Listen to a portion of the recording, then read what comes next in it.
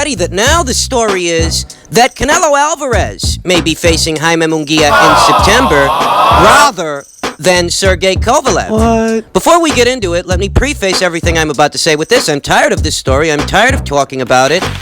I hate these kinds of immaterial, intangible situations where a conclusion is elusive and not quite finite. I hate these kinds of situations because they tend to dominate the news and the discussions when, nothing is really concrete. Nothing! I really do hate this situation. Better still, the story is that the offer made to Sergey Kovalev by Canelo Alvarez and his team was an offer that was for less than half what Daniel Jacobs had got for his fight with Canelo. Jacobs got something to the tune of 12 million, 12.5, something in that neighborhood, whereas what was offered to Sergey was less than half of that. That's a low ball. So as you can imagine, Sergey, his team, they didn't take too kindly to that, and that's why the story seems to be that they are going ahead with that Anthony Yarde mandatory title defense. So I guess whatever talks there were involving Canelo and Kovalev, those talks have been stalled.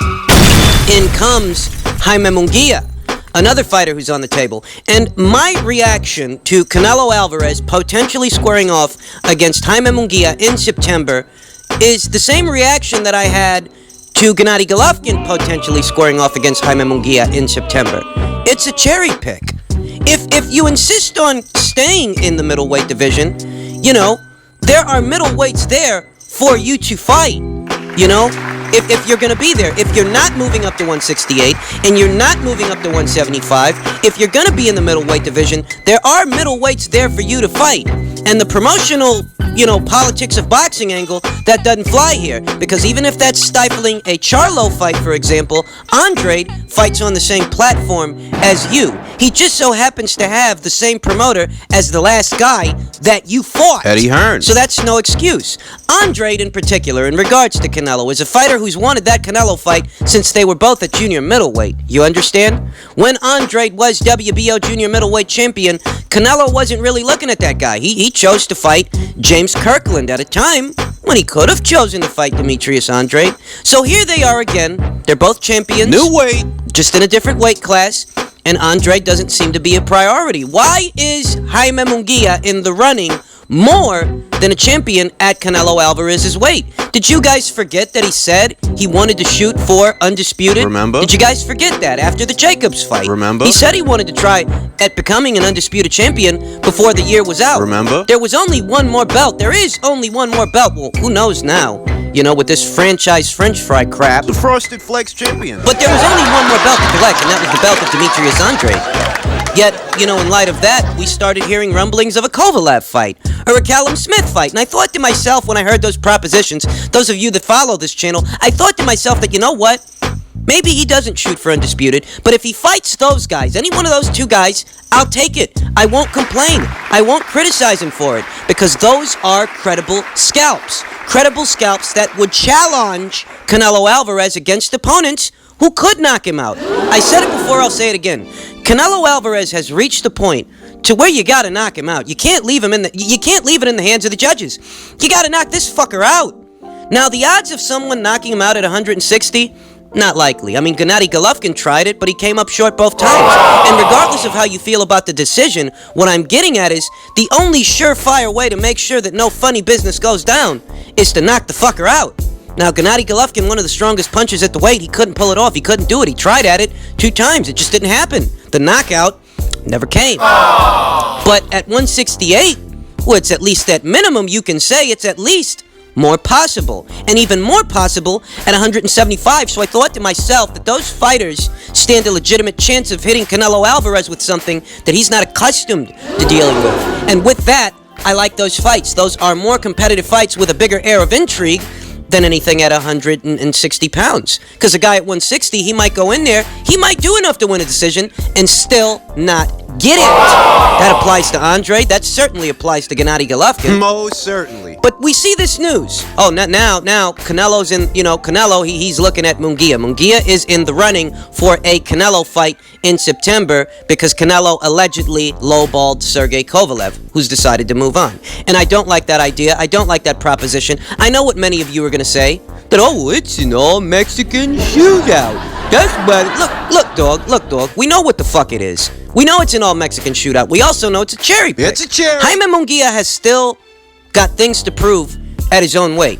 Fighting him at 160, that just reads like a cherry. You just want a guy who's a bit of, he's still a little green, and he's going to stand right in front of you, opening up, thereby making it easier for you to work off the counter. Because we know that Jaime Munguia, God bless the kid, he's got a lot of learning and growing to do.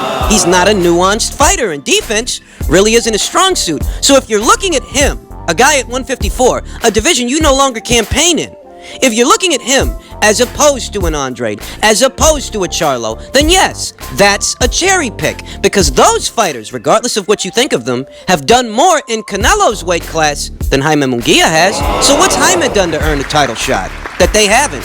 I should say, what's Jaime done to earn a Canelo fight? Not just a title shot. Those guys are champions too. So it's not even a title shot. What has Jaime done to earn a Canelo fight that they have not? Nothing. You're telling me he's a more established champion than those two guys? Than Charlo? Than Andrade? Is that what you're trying to convince me of? Both Jermall Charlo. Say what you will about him, I do all the time. Limited. But both Jermall Charlo and Demetrius Andrade, they're both two division champions, like Canelo. They are.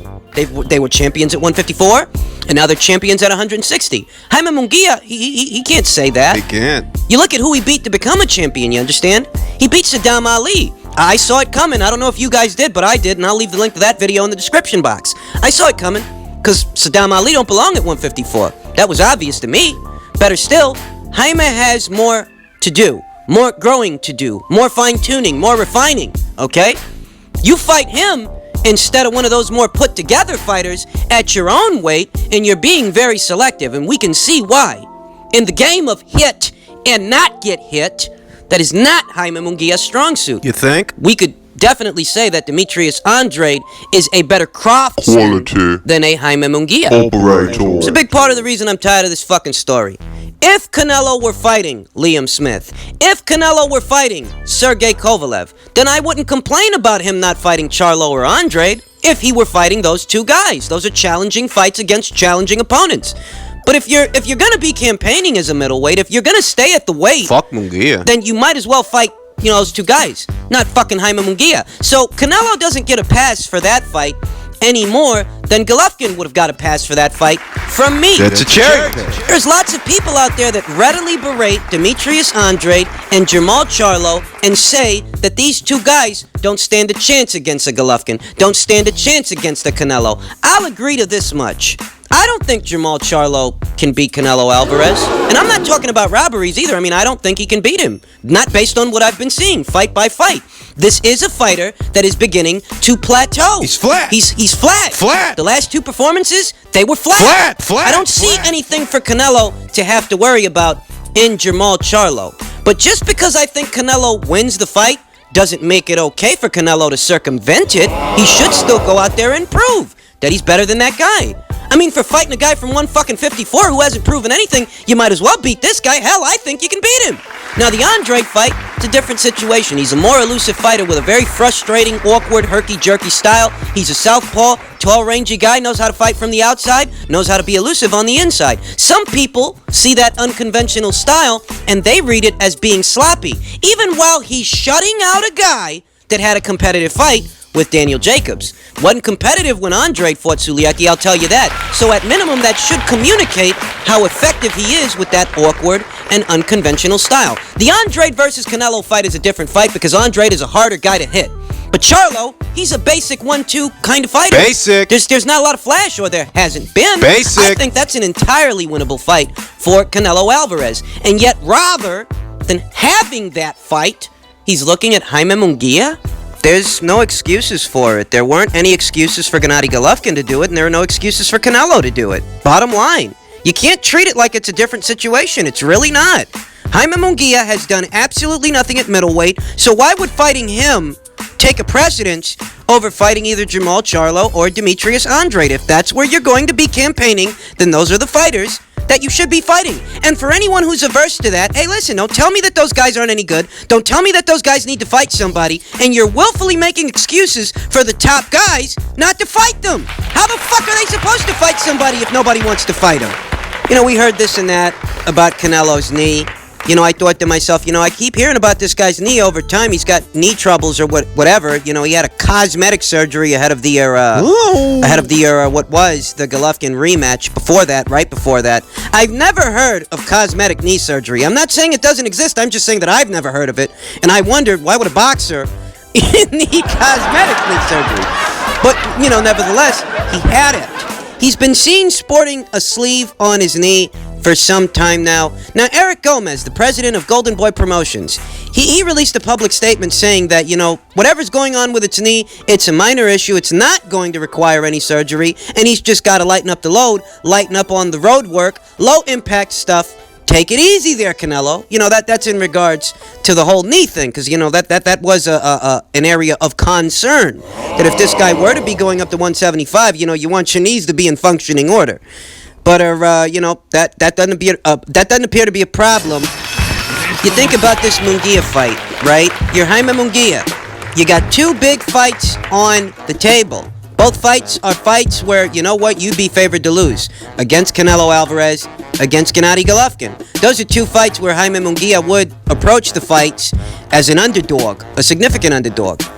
People feel Golovkin would smash this fucking kid. He just doesn't have he doesn't have the kind of defense to offset Gennady Golovkin's punching power, his aggression. Even now, whilst Golovkin is in a transitional phase, experimenting, trying new things, and, quite honestly, getting older, even now, people still feel that he'd run right through Jaime Munguia. Maybe Munguia looks okay in the beginning, but he falters, as the fight progresses. With Canelo Alvarez, Canelo is a far better tactician, strategist, craftsman, counterpuncher, boxer overall than Jaime Munguia. So, he'd have a field day. He would tee off on this kid and his, uncoordinated aggression and leaky defense. Both those fights are fights that Munguia would be favored to lose. But you think about it, that you're Jaime Munguia, you got both those fights on the table. Which one do you pick? And, it would seem that if you're going to participate in a fight where you stand to lose, then the fight you choose should be the one that makes you the most money. So that would be the Canelo fight, thereby raising the probability that if Jaime Munguia is to decide to take that voyage into the middleweight division, we may see him debuting against Canelo Alvarez. At which point, Gennady Golovkin is going to have to make some tough decisions, some tough choices. You tried to pick a cherry in Jaime Munguia, and Canelo Alvarez may have beat you to it. Puts you in the hot seat, doesn't it? Now you've got to fight somebody Stand chance. at 160 that people want to see you fight. That's an Andre. That's Charlo, okay? That's who it is. Puts you in a compromising position. Because you got to participate in fights that people want to see you in. You can't sit here calling out Canelo Alvarez Over and over. for a rubber match. You done had two cracks at the guy. You're calling out for a rubber match, and what do you think? You're just going to participate in lighter touches till he decides to pick up the phone? I don't think so, Gennady Golovkin. Okay? This is Ring IQ, ladies and gentlemen. I want you to understand that we value the boxing. It's not about being a fan of a particular fighter, of a particular establishment. We're fans of the boxing here, okay? And we don't condone Canelo picking a cherry any more than we condone Golovkin picking a cherry. But if Canelo beats you to that cherry, the burden is now on you to participate in a significant fight. You've got to do something. You had your Steve Rolls fight. You had your tune-up fight. Now you've got to do something of value, okay? Canelo not fighting Gennady Golovkin is not a pass for him to take his foot off the gas and take it easy. He's in a weight class where there's some live dogs, some live animals. I think Golovkin could beat Jamal Charlo. I think he could. But just because I think he could doesn't give him a pass to not fight the guy, okay? I recall a quote from Jaime Munguia where he was saying that he considers himself, with a lot of humility, but he considers himself as the number one guy in the junior middleweight division. And, needless to say, I don't agree with that. I don't think you guys do either. But even if you do, that's not really the focal point, because the focal point was, in that article, ahead of what was the Dennis Hogan fight, Jaime Munguia said that he would readily accept a Gennady Golovkin fight, where before that, he was saying that he was glad that he hadn't taken the fight when it was originally offered to him. Golovkin ended up fighting Vanez instead. We all talked about that.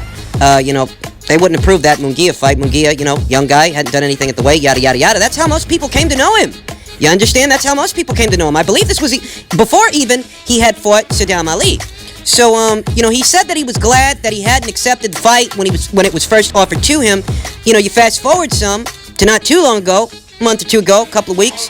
He's saying he feels ready for a Golovkin fight. Now, I'll tell you that the guy I saw squaring off against Dennis Hogan, the guy who I saw squaring off against Takeshi Inoue, is not a guy who's ready for the smoke at 160 pounds. I said it before, I'll say it again, that as long as he can make that weight at 154, he needs to be there, he needs to stay there, he needs to work on things and experiment, try new things out because he's a young guy, hone his craft so that by the time he does go up to middleweight, he'll be more of a complete fighter. But if he so chooses, if he decides to follow up on those comments that he thinks he's ready for a Golovkin or, maybe a Canelo, if he decides to follow up on that stuff, that guy, he's going to take some years off his career. He very well could. He could be ruined as a result of those fights. He may no longer be able to compete or reach the full potential that he could reach if he's not rushed into those situations. They seem to want to use this kid like a fucking piñata at either Golovkin's party or Canelo's party. And what I'm wondering is, are the people that are close to him, his team, do they really want him in those situations? Would they really allow him to walk into that? Munguia's co-promoted by Golden Boy Promotions, but, the guy's closest to him. Is that what you want for your fighter? For him to square off against Gennady Golovkin? For him to service as a showcase opponent for that fighter? Or as a showcase opponent for Canelo? You have to wonder.